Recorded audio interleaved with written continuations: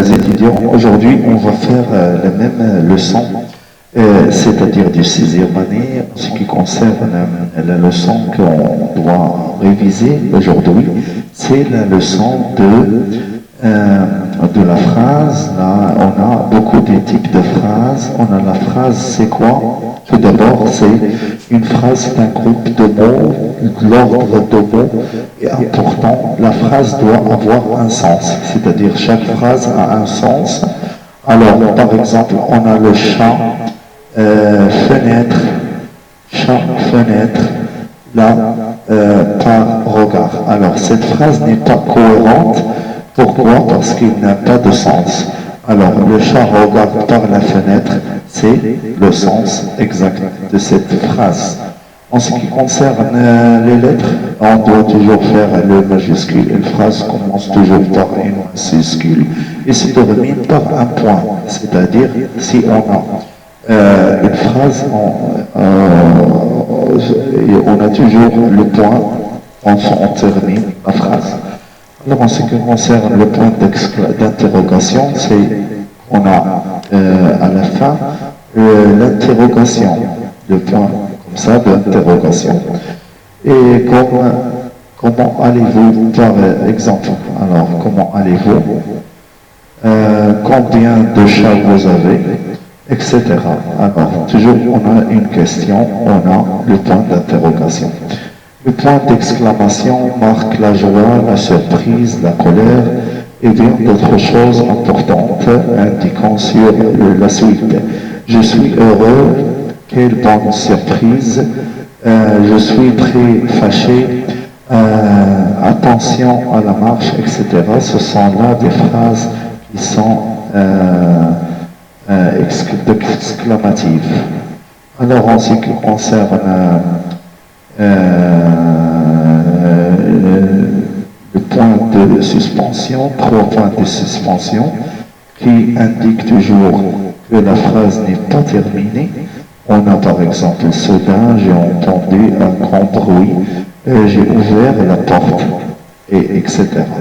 C'est comme ça qu'on voit cette leçon d'aujourd'hui qui est très bien. Alors, pour la suite, on va voir, réviser un petit peu la suite des leçons. On a la construction de la phrase, toujours il faut voir comment sujet, verbe et complément d'objet direct. Sujet et verbe, complément d'objet indirect. Sujet et verbe, complément circonstanciel de lieu. Sujet et verbe, complément de circonstanciel de manière ou de temps. Alors c'est comme ça que constitue la phrase, les formes de phrases. On a plusieurs formes de phrases. Et par la suite, on va voir quelques types de phrases qui ne sont pas cohérentes. Mais je trouve que les types de phrases sont par exemple, qui sont amenés à bien par la représentation de cette phrase qu'on a déjà vue, déjà continuée dans la structure globale de la phrase. Et on a ici, bien sûr quelques exemples de certaines phrases qui doivent être liées et vues.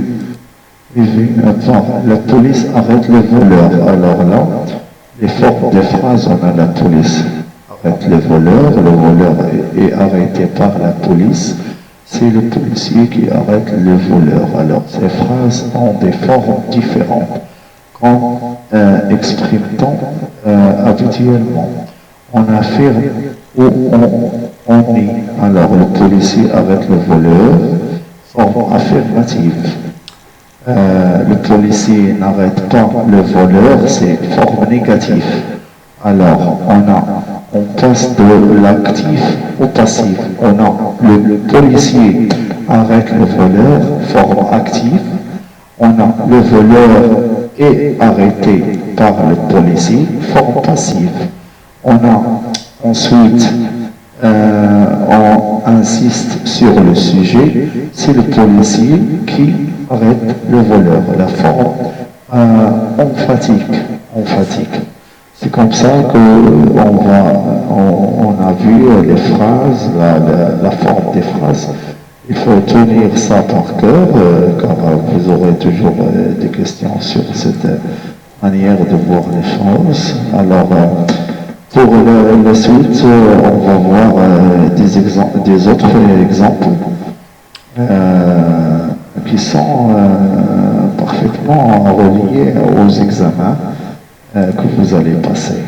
Bien sûr, j'insiste toujours à expliquer ces leçons. Pourquoi? Pour donner un petit peu une avis vraiment global sur l'examen du 6e année. On a aussi un texte qui doit être descriptif ou narratif. Alors, soit narratif ou descriptif. On a les accords des adjectifs qualificatifs là, qui s'accordent au nom et au genre au nombre. Alors, on a ces choses qu'on doit tenir. On a l'imparfait, le verbe à l'imparfait, on a le présent du verbe usuel, on a l'adjectif qualificatif. L'adjectif qui qualifie le nom, le plus fort, le plus intelligent, remarquable, etc. Ce sont là ceux qui qualifient toujours l'adjectif qualificatif, qualifient toujours le nom. Alors, par la suite, on a l'article, les articles, bien sûr, les articles, on a vu les articles, on va voir les articles.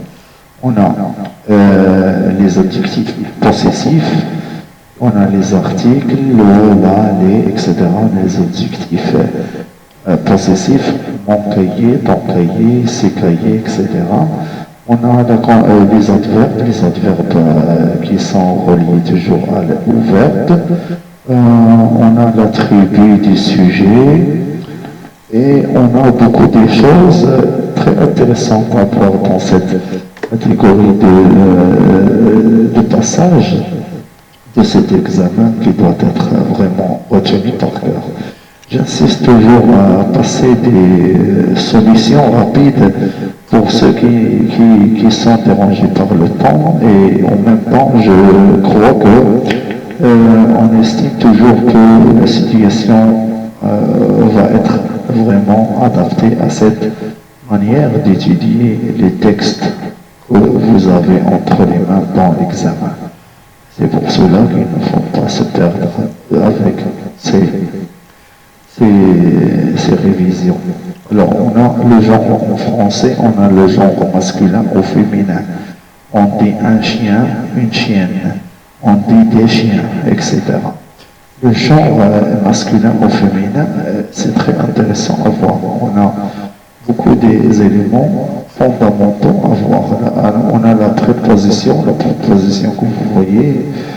Dans toutes les phrases, on a des propositions, les prépositions. Et on a l'attribut du sujet, bien sûr, on a les compléments de nom, on a un groupe de sujets nominal, un groupe de sujets verbal, etc.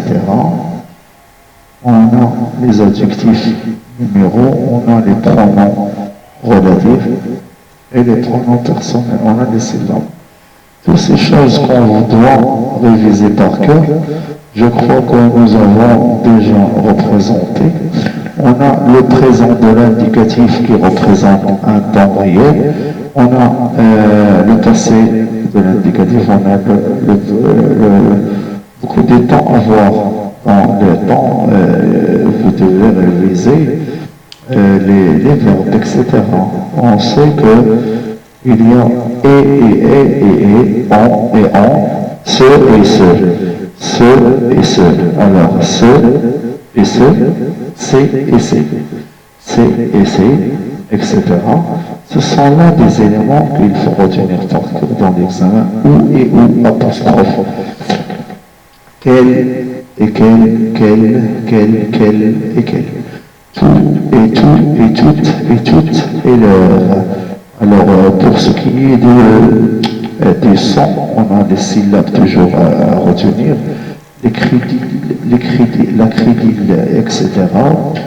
CDI, les verbes et ses homonymes. Alors, les verbes et ses homonymes, on a les homonymes, on a les antonymes, bien sûr, on a le nom féminin, le nom masculin, etc. Alors, les verbes et ses homonymes. Alors, on va voir cette révision pour voir plus de détails sur la façon dont on éclaircit le passage dans cet examen. Alors je dois vraiment voir aussi l'actif et le passif. Je veux faire une leçon sur l'actif et le passif. L'actif, alors on va voir aussi l'actif et le passif. Actif et passif.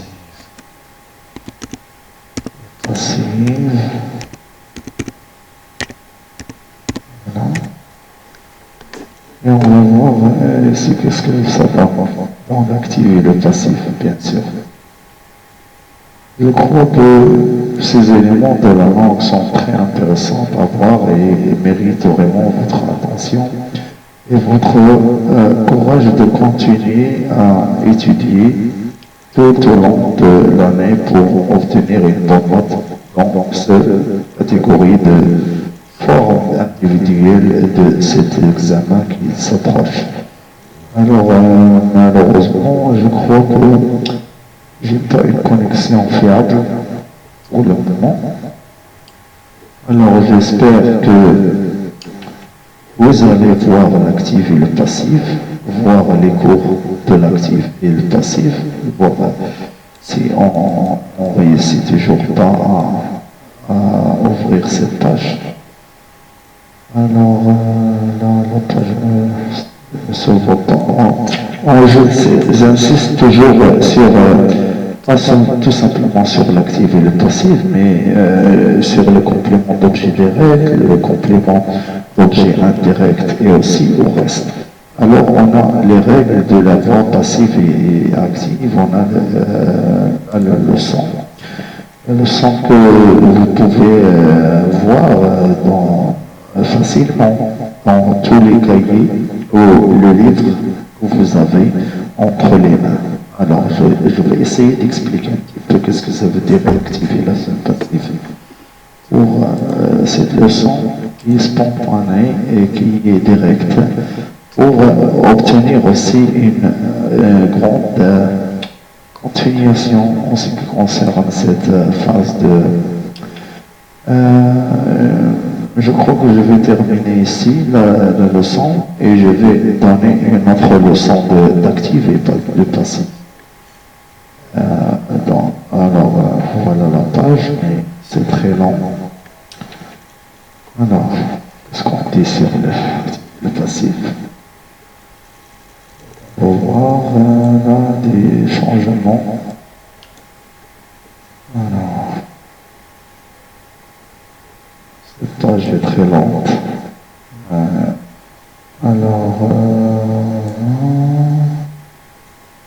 Voilà, la page est terminée maintenant. On peut voir les éléments qui suivent la page. Alors, la voix active, qu'est-ce que c'est? La voix active et passive. Alors, la voix d'une tournure verbale est soit active, soit passive. La voix active présente le sujet comme agent de l'action. Le sujet fait l'action. Exemple, le chat mange la souris. Le chat mange la souris. La voix passive présente le sujet comme agent subissant l'action. Le sujet subit l'action. Par exemple, la souris est mangée par le chat. De la voix active, la voix active présente le sujet comme agent de l'action, c'est-à-dire, par exemple, le chat mange la souris. La voix passive présente le sujet comme agent subit l'action, c'est-à-dire le sujet subit l'action, exemple, la souris est mangée par le chat. Alors, on a le chat mange la souris, c'est l'actif. Et on a la souris qui subit l'action et mangée par le chat. C'est ça le passif et l'actif en toute simplicité. On a la voix active et la voix passive. On a le verbe des phrases, complément d'objet, comme le verbe transitif, tomber, courir, rire et nager. On a les verbes des phrases constituées obligatoirement du indirect, parler, penser ou croire. On a ici quelques phrases passives où il y a l'auxiliaire être et avoir qui se conjuguait souvent le mode, le temps, la personne et le nombre. Alors le participe passé du verbe d'action. Alors on a exemple de la voix active à la voix passive, on a des exemples ici. On a le présent, j'aime, la voix dans la voix active, le voix passive sera je suis aimé. Alors l'imparfait j'aimais, il doit être dans la voix passive j'étais aimé. Alors futur simple j'aimerais devient dans la voix passive je serai aimé. Alors le conditionnel présent j'aimerais je serai aimé. Alors les conditions passées j'aurais aimé, j'aurais été aimé, impératif, aimé, aime, soit aimé. Alors tout cela est vraiment très intéressant à voir dans l'actif et le passif. On a le complément d'objet direct et on a parlé de ça. Alors tous ces éléments fondamentaux de révision qu'on doit réviser. Alors, on a déjà fait des cours, beaucoup de cours que vous allez vraiment avoir l'intention de voir et de créer un petit peu cette façon de réaliser votre parfaite idée dans ce domaine de la littérature française. J'espère que mes chers étudiants enfants du 6e année primaire auront la chance de suivre mes instructions en ce qui concerne cette évaluation épreuve de la première session pour avoir la meilleure note et une bonne note dans les prochains délais de cet examen. Il y a des épreuves dans des sites que vous allez bien sûr remarquer comment on écrit l'examen, l'épreuve, comment il se passe, c'est facile. On a un texte, on a des paragraphes, on doit dénicher toujours le fondament du texte ou le titre du texte. Alors, il y a 4 points sur ces règles. On a toujours des questions vraies ou faux qui doivent être allumées dans le texte. Et on a des questions